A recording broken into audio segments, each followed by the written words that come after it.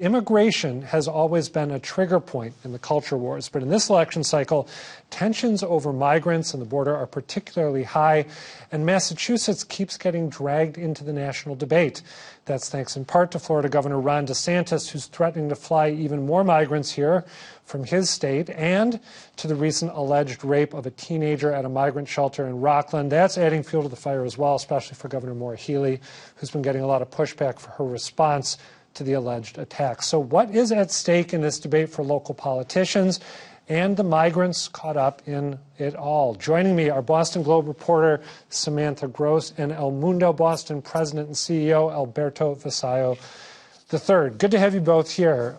Samantha, let me start with you. There are some changes afoot that will affect the way migrants coming to Massachusetts are housed and what they have to do to get emergency housing. The legislature seems poised to create a 9-month cap on the amount of time you can stay in the emergency assistance housing program, which right now includes 7,500 families, both migrants and non-migrants. And in addition, the Reilly administration just announced that for these overflow sites, like the shelter at Melnia Cass, migrants who are staying there are going to need to prove on a monthly basis that they're looking for jobs, looking for housing, and learning English in order to keep their spots. I know you talk a lot with people who are providing services to migrants. What are they saying about these changes and proposed changes?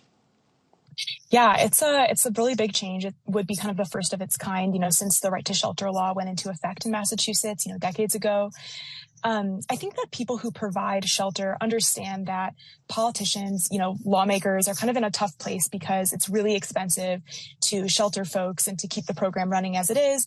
But at the same time, they worry that 9 months is too short to, get people enough time to get on their feet, to get enrolled in programs, to find housing. Right now, the average stay can be as long as, 14 months or more. And so a lot of folks who provide these services worry that at 9 months, people will exit shelter just to re-enter the program, that it may not really fix the problem that lawmakers are kind of setting out to address. Alberto, I know you talk a lot with established immigrant communities in the Boston area. How are they reacting to the changes that I just mentioned? Well, those are natural changes because I think those are the more pragmatic changes that you have to make sure that these folks are being integrated into the society and so forth. But it's interesting because you have to almost differentiate now with those who have recently arrived, who have this status, right, and they're getting all of this humanitarian aid through this parole program. And here in Massachusetts, we're very generous. But there's a layer of immigrants who've been here for many years, really undocumented, but almost from very similar countries, fleeing almost the exact same situation, but haven't had the benefit of the status where they haven't had all of these benefits. So there's a little bit of a resentment from even immigrants to the newly arrived immigrants. You're talking about people from what countries, for example? I know a lot of the new arrivals are coming from Haiti. Haiti, the new arrivals are Haiti, Venezuela, Nicaragua, and one more. But just everybody, Salvadorians, Colombians, Cubans who've been here for many years, even Venezuelans who've been here. Yeah, Venezuela. Venezuela is a big one, right? That's the biggest number, anyways. So yeah, there is this this kind of two levels or two different types of undocumented or people who don't have their progress. And I commend the Reilly administration to trying to do whatever they can to integrate these folks sooner rather than later. But you've got this whole swath of other immigrants who've been here and say, I don't have my work papers. I've been, contributing, etc. That's a really interesting dynamic. Samantha, I mentioned at the outset that there's this very unpleasant alleged incident at a migrant shelter in Rockland in which a migrant from Haiti is accused of raping a girl who I believe was 15 years old, also a migrant from Haiti. Governor Reilly was asked to weigh in on that alleged rape. She said that the man in question had come to Massachusetts on a federal program. She called the alleged incident terrible and horrible.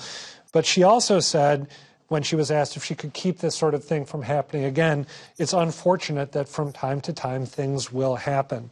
And Kelly Ayotte, who's running for governor of New Hampshire, seized on that and basically made it part of her campaign pitch against her opponent, who's been endorsed by Reilly. Let's take a listen to how Ayotte framed this when she was talking with radio show host Howie Carr. I was the Attorney General. I was a former prosecutor. And when you say things like from time to time things happen about rape, especially from people who are not even supposed to be in our country, it's outrageous. And my opponent, Joyce Craig, has been endorsed by Maura Healey. So I asked her, what do you think about her statement? And don't you think you should denounce her endorsement? And Howie, I heard crickets. Samantha Gross, are you surprised to hear a selected part of Maura Healey's response to this alleged rape folded into a statement by one of the Republican candidates for governor of New Hampshire? Yeah, I would say it's not surprising. Incidents like this are often politicized. It's happened for years. This is not a new dynamic. I also think that, especially in Massachusetts, where it's kind of seen as this liberal bastion that has these laws, like the right to shelter law that allows people to come and, stay. That gets politicized. It happened, when Ron DeSantis flew many migrants from Texas to Massachusetts and said, you guys have a right to shelter, take that. The situation in Rockland has also really been politicized. The day after, I believe it happened, Donald Trump sent a fundraising email about it. Even our local Mass GOP here had, put out statements about it. I think it's a really horrible thing that happened. I went to Rockland and spoke to some people who live in that hotel. I think it's a really awful thing. But it does seem like, when these things happen, it does get politicized. So it's not surprising to me to see that Kelly Ayotte said that. It's also not surprising to me to see that, Maura Healey is getting a lot of flack for her statement. I think that with a situation like this, it's hard to say the right thing.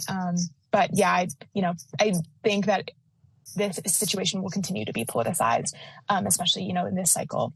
Alberto, Samantha mentioned Donald Trump. He convinced congressional Republicans not to pass a border deal that he felt could have helped President Biden politically. At the same time, he has continually talked about migrants in incendiary, dehumanizing terms. The quote that stands out for me is his assertion that they are poisoning the blood of the country. And that's something that seems to be resonating with at least a portion of the American electorate. There was a poll that UMass did earlier this year when people were asked if they believed that immigrants are poisoning the blood of the country. 31% of conservatives said they thought they were, 22% of independents, 12% of Democrats. And then when the question was asked in a slightly different way, do you believe a rise in immigrants endangers American culture? 55% of conservatives said yes, 39% of independents, and 22% of Democrats. How dangerous do you think the former president's rhetoric is on this topic? Well, I think it's dangerous in the sense that the American public is the one that's listening to this. And sometimes, when you go to the actual groups, right, if you ask Latinos, are they offended? And then you see Donald Trump doing better within the Latino community in terms of votership than he did before. Yeah.